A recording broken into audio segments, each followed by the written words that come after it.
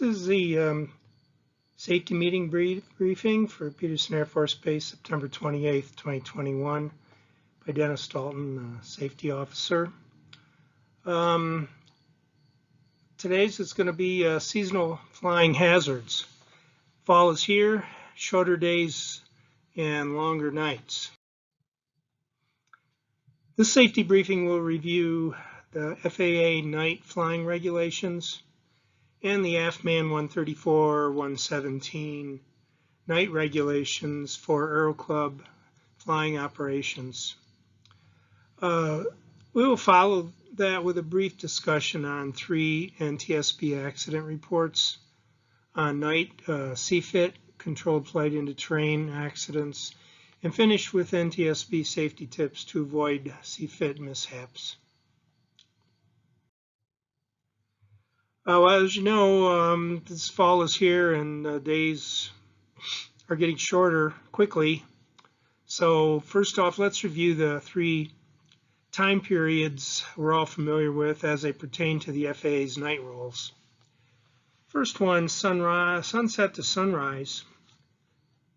Your position lights need to be on, anti-collision lights in all the T-41 aircraft. So when exactly are sunset and sunrise? Well, one way for ForeFlight is one of the easiest ways to look it up. Simply tap on your home airport and the sunrise and sunset for the day are listed just below the airports, as it is in this picture over here.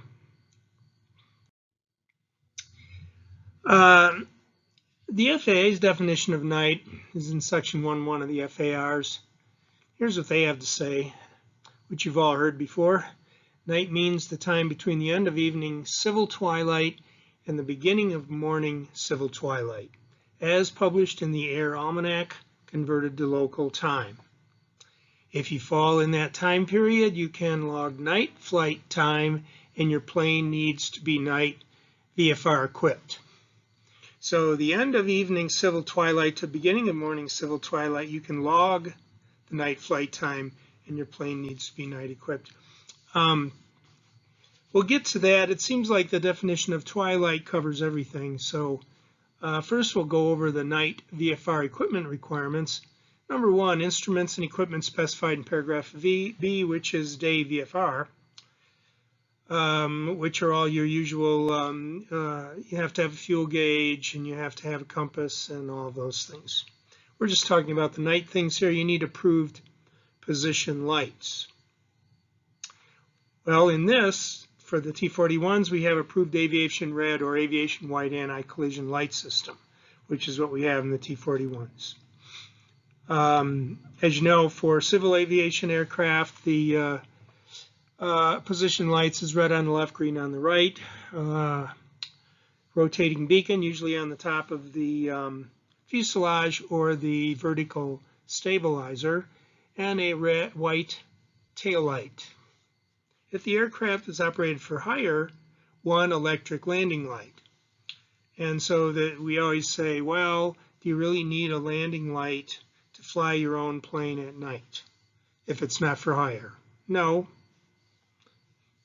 An adequate source of electrical energy for all installed electrical and radio equipment. So in that, what that means is if you don't have a battery in your aircraft and you don't have any power source, then when the sun sets, which we'll talk about in a minute where that is, and twilight begins, you are supposed to have lights on, so you shouldn't be flying if your aircraft has no electrical system.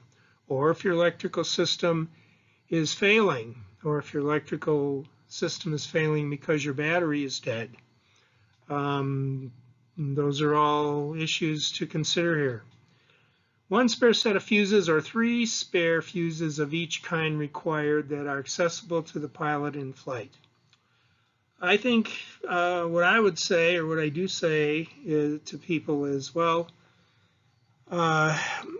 you need to know how to reset the fuses. How often do you reset fuses? Some of them, being click-ons, can be pulled out and pushed in. Most of the inexpensive fuses, which have the little white button, you can't disarm them. You can only reset them, and they pop out in a not very discernible way. In other words, it's a very small amount that they pop out. They can be reset by pushing them back in, but you have to see that they're popped out, and they aren't very easy to see, especially in a dimly lit cockpit.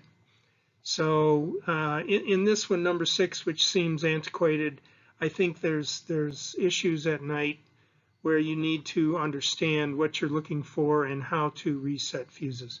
Fuel requirements: you need only enough to fly to your first landing point and then have 45 minutes of fuel remaining at normal cruise speed. Well, that's not a lot of gas, is it? That's probably 6 gallons, you know. Well, how is civil twilight computed? Here's the Navy's definition. Civil twilight is defined to begin in the morning and end in the evening when the center of the sun is geometrically 6 degrees below the horizon. A good rule of thumb, though, for calculating civil twilight is that it usually ends between 20 to 35 minutes after sunset. That's a pretty good rule, except around here, especially in the summertime, one thing to remember is that sunset is defined as viewing the sun's disk moving below the horizon on a flat plane. In other words, if you're standing on the same plane as the horizon, like in Kansas, being this close to the mountains, the sun sets sooner in the foothills to where the disk is behind the peaks. And then you basically kind of have twilight, and twilight lasts longer. I've noticed that a lot, especially in the summertime. So 1 hour after sunset, ending 1 hour before sunrise, you need to be night landing current to carry passengers. So as soon as the sun sets, has nothing to do with twilight. It has to do the sun technically setting. You say, well, according to FAR 6157B, to carry passengers between 1 hour after sunset and ending 1 hour before sunrise, you need to make at least 3 takeoffs and landings to a full stop in the preceding 90 days during the period beginning 1 hour after sunset and ending 1 hour before sunrise. If you want to carry passengers at twilight, then I guess you could do your 3 takeoffs and landings at twilight. If you want to carry them during the day, then do your 3 takeoffs and landings during the day. But again, that's we cover this, and there's a little different twist to this when we talk about the rules for the Aero Club. Putting it all together for the FAA, as long as you're using your position and anti-collision lights or is a T41, they are both the same thing. Between sunset and sunrise, logging your night flight time after the end of civil twilight, and logging your night takeoffs and landings at least 1 hour after sunset. You're good to go. You know, this evening after the safety meeting, the end of civil twilight and night begins at 8:14. By the next safety meeting, 30 days from now, the last Tuesday in October, night will begin at 7:32, 45 minutes earlier.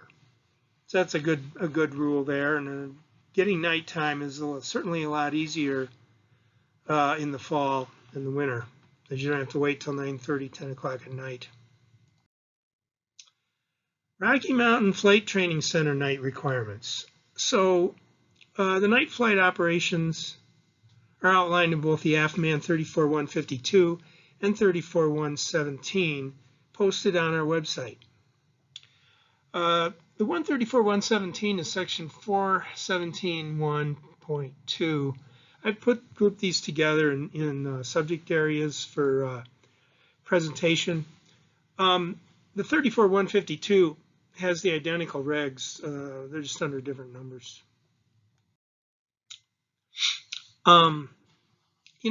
So one of them, while to be PIC at night, you must do 3 takeoffs and landings to a full stop in the preceding 90 days. This is from the AFMAN. If you have failed to accomplish that, you are required to fly with a flight instructor to accomplish your currency.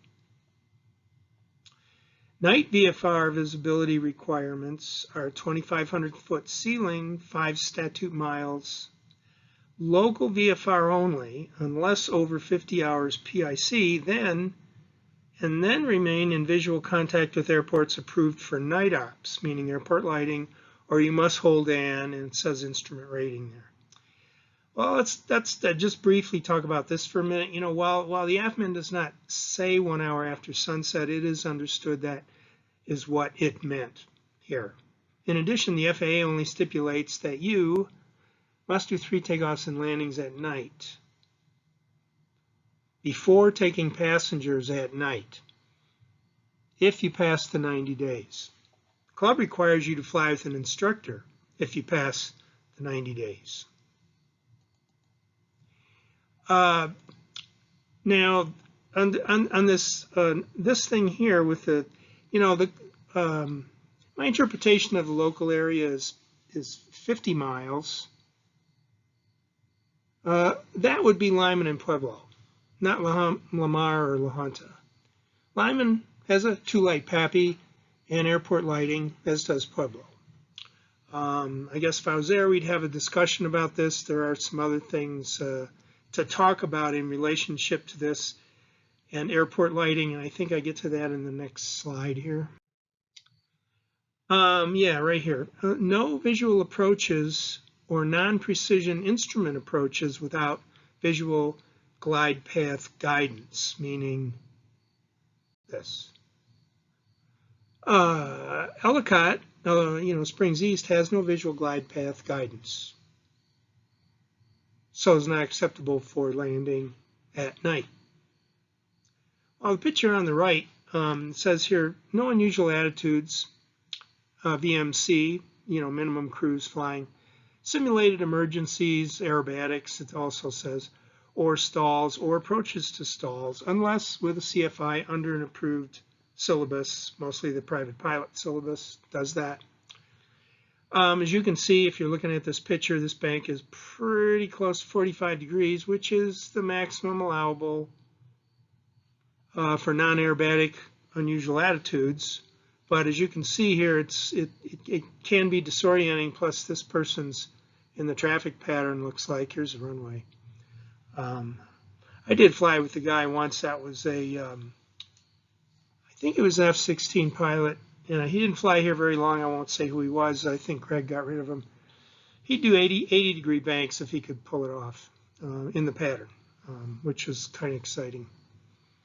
Until I told him he shouldn't do that. Night flying hazards. According to statistics, control flight into terrain, CFIT, is a major cause of accidents for all pilots, not just those who lack an instrument rating, so it's not surprising that many of these happen at night. Night flying can offer some of the best experiences of your aviation career. Less traffic, generally smoother air, fewer storms except in the summertime, but it also presents challenges that can make it more dangerous. Earlier this year, National Transportation Safety Board issued a safety alert about night CFIT due to a number of recent accidents. The examples the NTSB provided were from all across the country in various types of terrain. I'll just read through these two here. 2 fatalities resulted when a Piper Saratoga descended from 8,500 feet to 6,500 feet and collided with a 6,700-foot peak. The pilot had departed Bakersfield, California, en route to Santa Barbara. Similar accident happened in Winchester, Virginia, when a Piper Cherokee collided with trees and terrain at 2,800 feet while descending for landing. All 3 occupants were killed.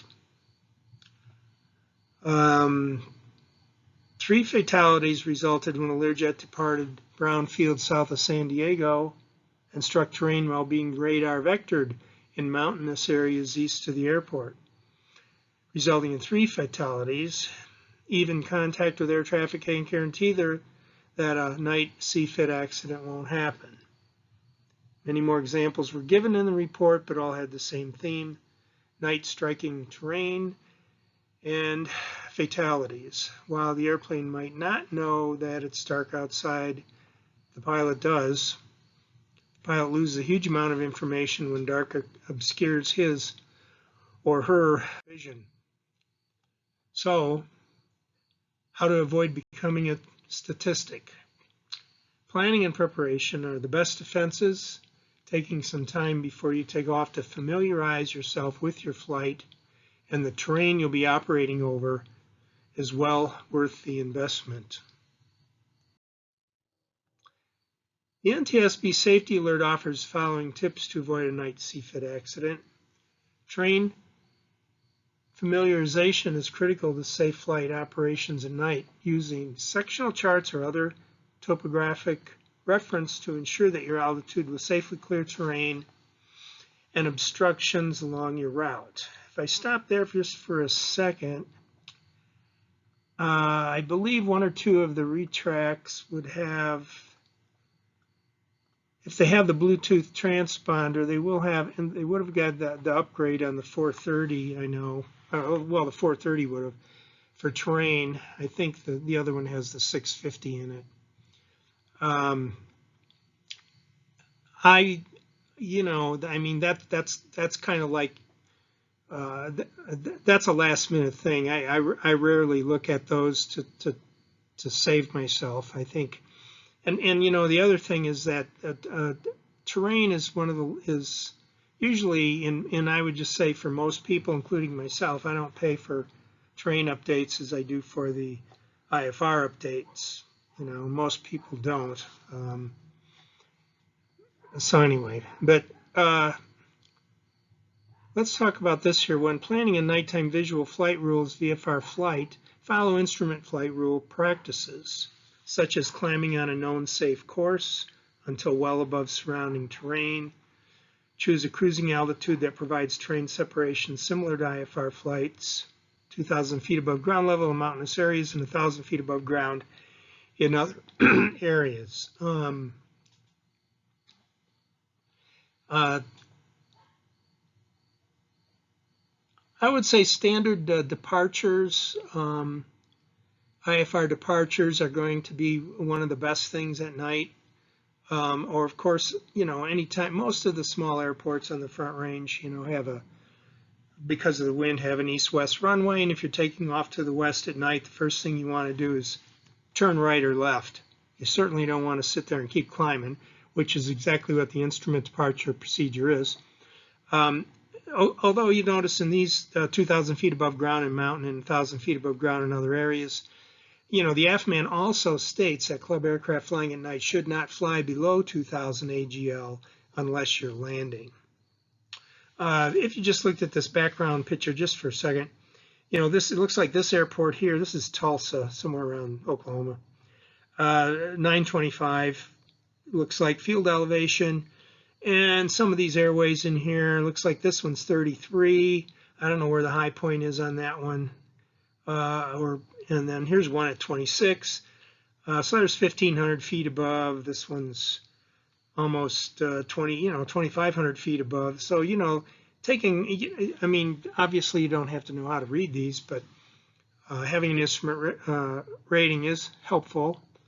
A lot of these main airways here are printed on sectional charts, and they also have the same information. And this number here is usually either for obstruction clearance or reception clearance, or minimum safe altitudes or minimum en route altitudes. And they have different meanings for different things, but in other words, that's what this number above the box is. And on a VFR chart, they are there. Also for flight, you can push the button and they'll all appear or they'll disappear. And just hitting that little button on the left to where they all show up is very handy if you want to look at what the IFR altitudes are. Of course, that's only within 4 miles each side of the line. It doesn't include something over here and so on and so forth.